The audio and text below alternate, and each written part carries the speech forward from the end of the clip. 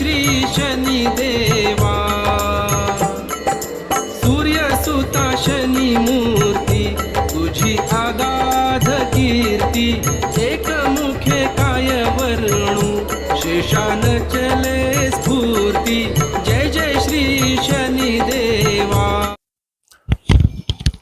हे नीलांजन समाभास रविपुत्र यमाग्रजम् छाया मार्तंड सांभूतम् तन्नमामि शनेश्वरम्। बोला शनेश्वर महाराज की। बोला ओम नमः शिवाय, ओम नमः शिवाय, हर हर बोले नमः शिवाय, ओम नमः शिवाय, हर हर बोले नमः शिवाय, नमः शिवाय, ओम नमः शिवाय, हर हर बोले नमः शिवाय, नमः शिवाय, ओम नमः शिवाय, हर हर बोले नमः शिवाय, नमः शिवाय, ओम नमः शिवाय, हर हर ओम नमः शिवाय, ओम नमः शिवाय, हर हर बोले नमः शिवाय, ओम नमः शिवाय।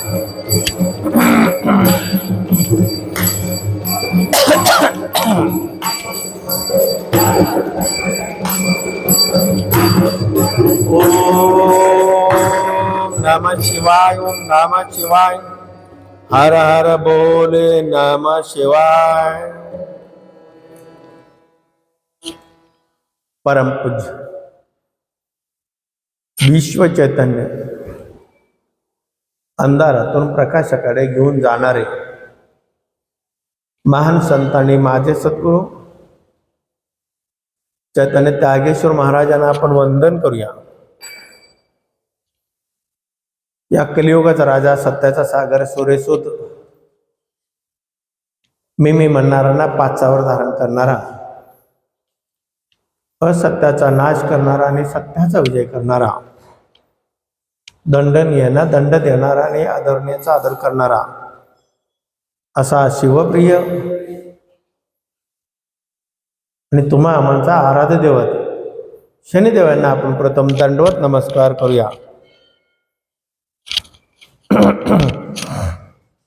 आपण पाहत आहोत प्रपंच करत असताना परमार्थ कसा असावा। परमार्थ करत असताना अन्य मार्गानं ज्या संप्रदायाची पद्धत आहे त्या पद्धतीप्रमाणे आपण सत्संग करत असतो। पण हे करत असताना आपल्याला वाटतं की ईश्वर आपल्या जवळ आहे, तर मी तर म्हणतो होय जवळ आहे, पण तो जेव्हा जेव्हा सत्संग करतो तेव्हा तेव्हा आपले विकाराला आपण देव समजतो। आपले जे विकार येऊन थांबतात आपल्या समोर, ते विकाराला देव समजतो आणि ते सुखाच्या गोष्टी आपल्याला मिळतात। त्यातनं भौतिक सुख,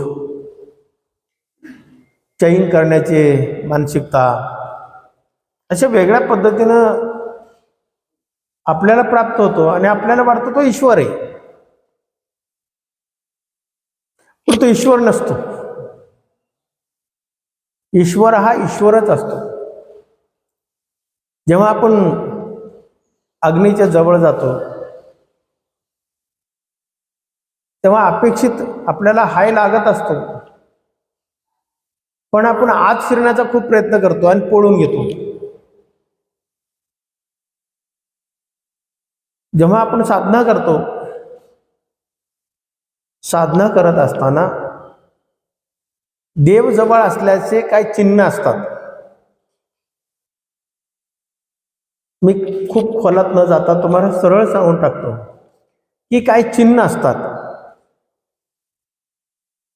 मनातले विकार जेव्हा हळूहळू बाहेर पडायला लागतात तेव्हा समजावं आपण देवाच्या जवळ गेलो। जेव्हा आपण साधनेला बसतो, ज्या कल्पना करतो त्या कल्पना हवेत विरघळून जातात, तेव्हा समजावं देव आपल्या जवळ आहे. आपल्या मनाविरुद्ध एखादी गोष्ट घडते, आपल्या मनाविरुद्ध एखादी गोष्ट घडते, तेव्हा समजावं देव आपल्या जवळ आहे. ते मनासारखं घडलं की तिथं दैत्य आहे, तिथं ईश्वर नाहीये. त्या भौतिक सुख जे समोर येतात तेव्हा देव नसतो. कठोर मनाची त्यागी वृत्ती, सत्याची जोड, नजरेतला भाव, आपली हालचाल, आचार विचार कडक आणि शिस्त, डोळ्यातनं आनंदाश्रू यावं, पोटात कणभर नसू द्या, खिशात दमडा नसू द्या, डोक्यावर झोपडी सावली नसू द्या, खाली जमीन नसू द्या, पण तो जो ज्याच्या ओढीनं आपण साधना करतो तो मात्र आपल्या जवळ असावा. ती खरी साधना आहे. लक्षात, ती खरी साधना आहे. आपण देवापुढे बसतो, साधना करतो, तीर्थाला जातो, प्रत्येक देवाला एक लांबलचक यादी ठेवतो, खूप मोठी यादी. वाचता वाचता एक दोन विसरले तर परत जातो. ज्या देवाकडे जातो आपण, ज्या देवाची उपासक आहोत, ज्या देवाची साधना करतो, त्या देवाकडे गेल्यानंतर निराकार असावा, मनातला भाव शून्य असावा, डोळ्यातली अग्नी तीव्र असावी आणि त्या देवाकडे पाहिल्यानंतर शरीराला कंप यावा, आनंद अश्रू यावा आणि हृदय भरून यावा. परतीला पैसे नसू द्या, चालल, पण जाताना कोणाचं तरी सोनं पडलं म्हणून उचलून खिशात घालून जाणारा नसावा.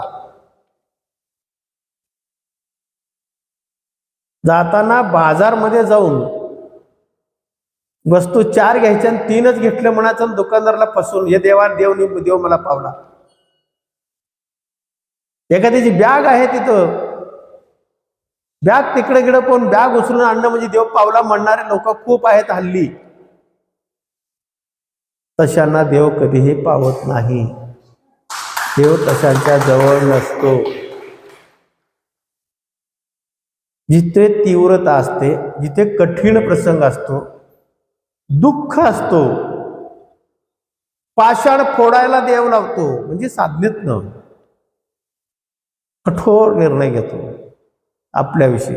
आपल्याला वाटतं शेजारचा साधना काहीच करत नाही तर तो खुशाल आहे, पण आपण मात्र देव आपण एवढी साधना करून आपल्याला का दुःखी ठेवलाय, असे 100 प्रश्न डोक्यात येतात. ते सुद्धा येता कामा नये, ते सुद्धा येता कामा नये. साधना करणारे असे खूप आहेत. जवळजवळ 90% समाज असाच आहे. मी कुणाला नावं ठेवत नाही, तो माझा पिंड नाही, पण मी तुम्हाला सावध करत असतो.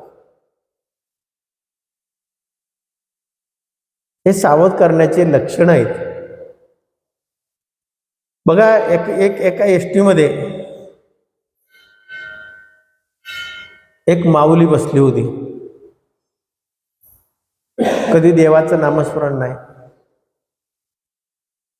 कधी सासू सासऱ्यांची सेवा नाही, नवऱ्याची सेवा नाही, आणि बाजार फिरणं आणि बाकीचं तुम्हाला सांगण्याची मला गरज नाही. योगायोगाने ती समोरच्या खुर्चीवर बसली होती, ड्रायव्हरच्या पाठीमागच्या सीटवर, म्हणजे एसटीत चढणाऱ्याला सगळ्यांना ती दिसते. आणि तिचं माहेरच्या पलीकडे तिचं सासर होतं, बाजार अलीकडं होतं. आणि ते बाजारला गेली होती, 2 पिशव्या भरून सामान घेतली. त्यात पैसे देऊन किती होतं मला माहीत नाही, आणि बिन पैशाचं किती होतं मला काय माहीत नाही. समोर बसलेले होते. त्याच्या माहेरातले 2 दारुडे गाडीत चढले. त्या एसटीमध्ये चढल्यानंतर 2 दारुड्यांनी ते पाहिलं त्या मुलीकडे पाहिल्यानंतर त्या दोन्ही दारुड्यांनी एकमेकाच्या गळ्यात पडून रडायला लागले. ते एकमेकाच्या गळ्यात पडून रडायला लागले. पण त्यांचं गावात पटत नव्हतं. दोघांचं गावातला स्थानिक एकमेकाचा वाद होता. पण शेवटी गावचं म्हणून थोडासा दुःख वाटलं. दोघे इतके पेले होते की त्यांना स्वतःचाही भान नव्हता. खूप रडले आणि ती मुलगी बघत राहायची सारखी. आणि हे दारुडे उतरले. गाव आलं. गावात चौकात गेले आणि मोठमोठ्याने वट्ट्यावर बसून गावात पार असतो एक कुठं मंदिर असतो, पुढे बसायला जागा असतो, ग्रामपंचायत असते. अशा ठिकाणी लोक बसले. तिथे गेली आणि मोठ्याने रडायला लागले. खूप मोठ्याने रडायला लागले. लोकांना वाटलं दारुडे रडत असतील. मग त्यांना विचारलं एकाने, बाबा काय झालं, इतकं का रडता, तुम्हाला इतकं दुःख का झालं? त्यांनी सांगितलं त्या दोन्ही दारुड्यांनी की अमुकाची पोरगी आम्ही एसटीत बसली होती आणि तिच्या कपाळाला पांढरी साडी नेसली, कपाळाला काय नाही. हे एवढं आघात घडलाय तरी ती माहेरात सांगितली नाही पोरगी. आणि माहेरात सांगितली नाही, त्यांचं आमचं पटत नाही म्हणून काय झालं, आम्हाला पण नाही सांगितली. म्हणून त्याला बघून आम्हाला दुःख होतंय, खूप दुःख होतंय असं ते म्हणले. ही माहेरपर्यंत बातमी पोचली. माहेरपर्यंत पोचल्यानंतर तिची आई तिथंच बडवून घ्यायला लागली. ती म्हणली आमचा जावई गेला तरी हे कळवलं नाही. कारण त्या जावईचा आणि त्या सासरवाडीचा वाद होता. जिथं धर्म नाही तिथं असंच असतं. त्यांचाही वाद होता. मग ते सासूबाईनं भावकीला बोलवली. सगळ्या पाहुण्या रावळ्याला काय त्यावेळेस काय यंत्रणा असेल त्या पद्धतीने नियोजन केला की बैलगाडी गेले. ती माऊली अंगणामध्ये बसून ज्वारी पाखडत होती.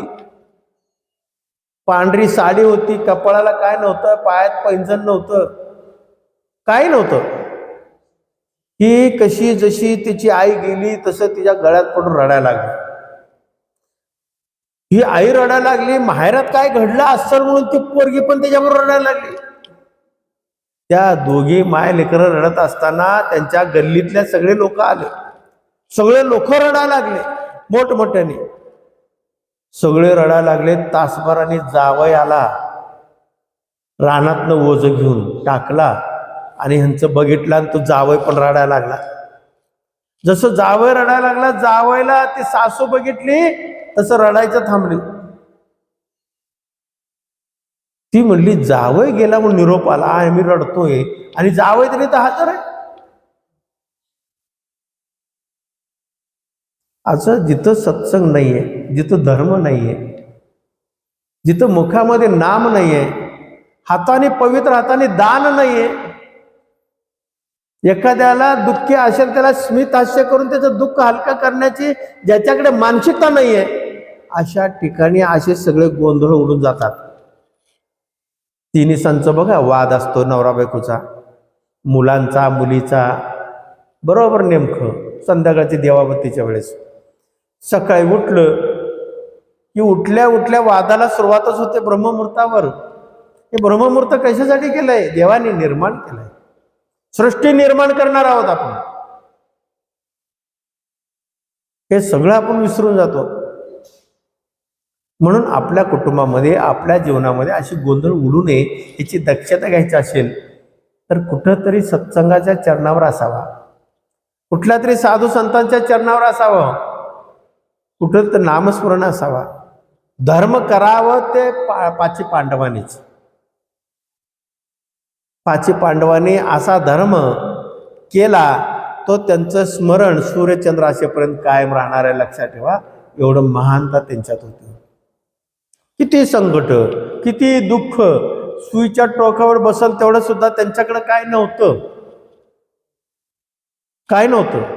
दुर्योधनाने धृतराष्ट्रांनी काय नाही दिलं त्यांना. चक्रवर्ती पद असताना सुद्धा, एवढी मोठी संपत्ती असताना त्यांना काही दिलं नाही. उलट त्यांना वनवासात पाठवलं. त्यांना वनवासात पाठवलं. 14 वर्ष वनवास काढला. शेवटचा वर्ष अज्ञातवासात होता. अज्ञातवासात असताना जेव्हा त्यांच्या जीवनातलं एक छोटंसं प्रसंग, धर्म कसा असतो तुम्हाला सांगतो. त्यांना खूप तहान लागली. खूप तहान लागल्यामुळं त्यांनी धाकट्या भावाला नकुल, सहदेव यांना त्यांनी पाण्यासाठी पाठवून दिलं. कुठे सरोवर आहे का पहा. आणि नकुल गेला, शोधून एका ठिकाणी त्याला दिसलं, सरोवर दिसलं आणि स्फटिकासारखं पाणी, सुंदर अगदी गोड पाणी होतं. त्या पाण्याला त्याने स्पर्श करणार, पाणी पिणार. खूप तहान लागलेली. किती 7, 8, 10 दिवस ते पाण्याविनाच होते. मग त्यांना तहान लागली, पाण्यात हात घालणार. एक आकाशवाणी झाली, एक वाणी झाली, मनुष्यवाणी झाली. आणि त्यांनी सांगितलं, नकुल पाण्यात हात घालू नको, पाणी पिऊ नको. पण ते राहवलं नाही, त्याला पाणी प्यावंसंच वाटलं.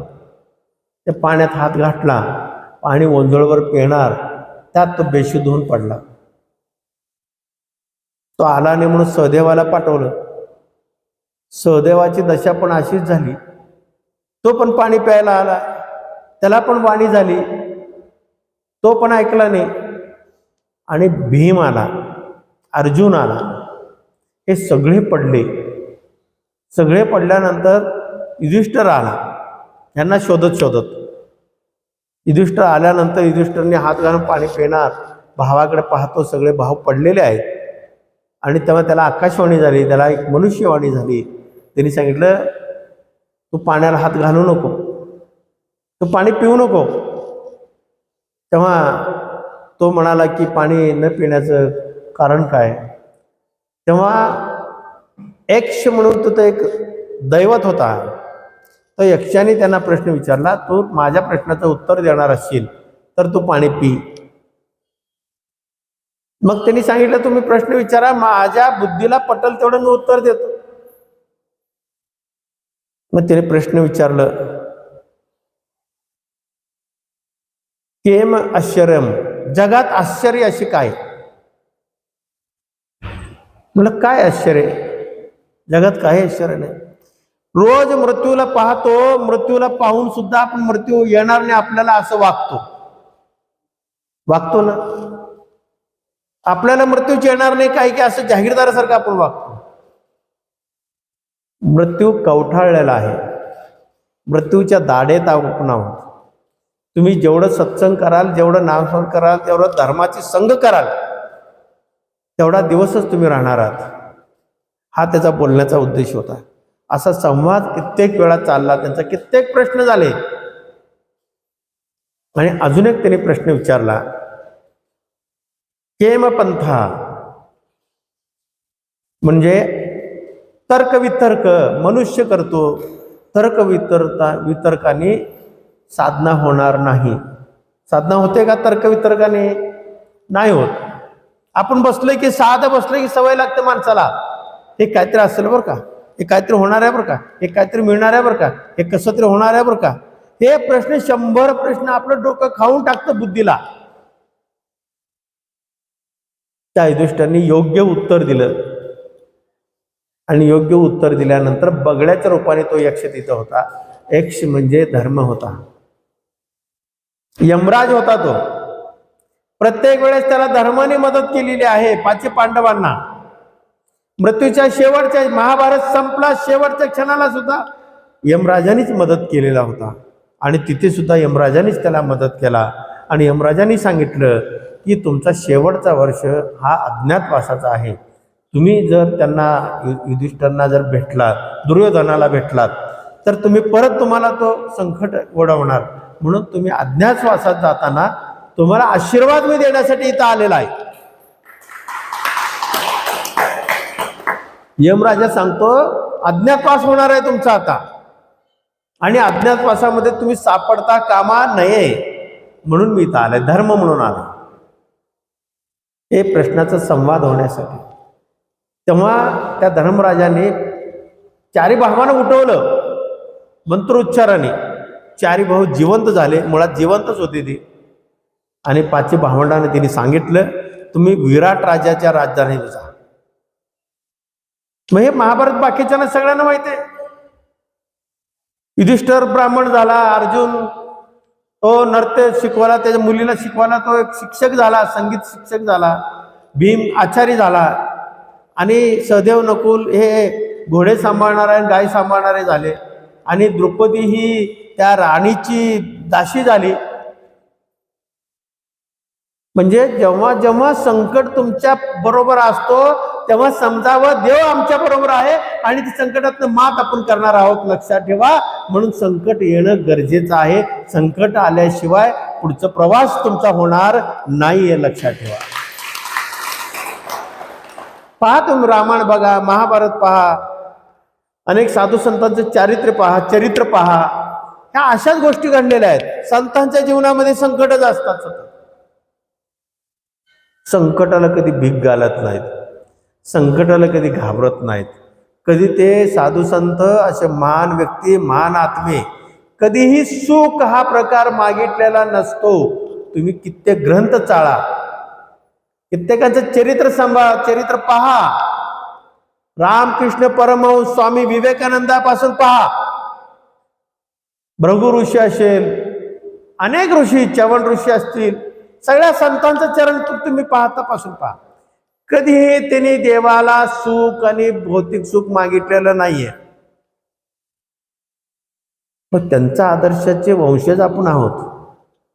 मग आपण काय मागितलं पाहिजे देवाकडे?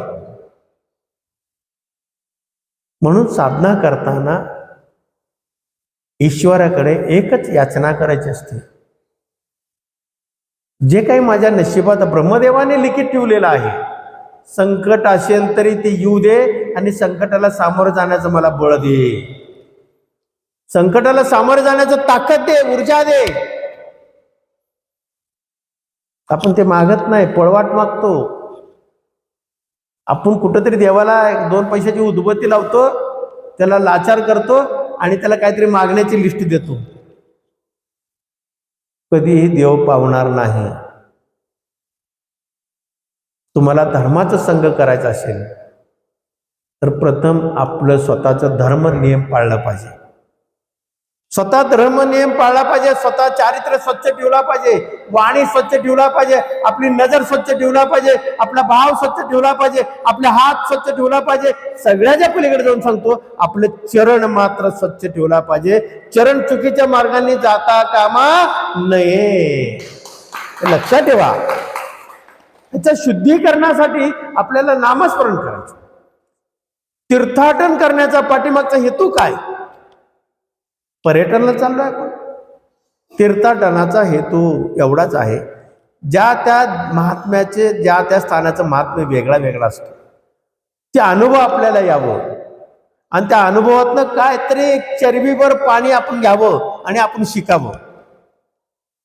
एखाद्याकडे गागरभर पाणी असेल, एक घोटभर घ्यावं आणि त्यांचे संस्कार आपण घ्यावं. घोटभर म्हणजे घोटभर संस्कार आपण घ्यावं. त्याच्यासाठी हा सगळा प्रपंड आणि प्रपंच करायचा असतो. आपण मात्र हे करत नाही. दुःख म्हणजे आपल्याला वाईट वाटतं, पण दुःख जो पचवलंय ना तोच मोक्षाला जातो. बोला ओम नमः शिवाय, ओम नमः शिवाय, हर हर बोले.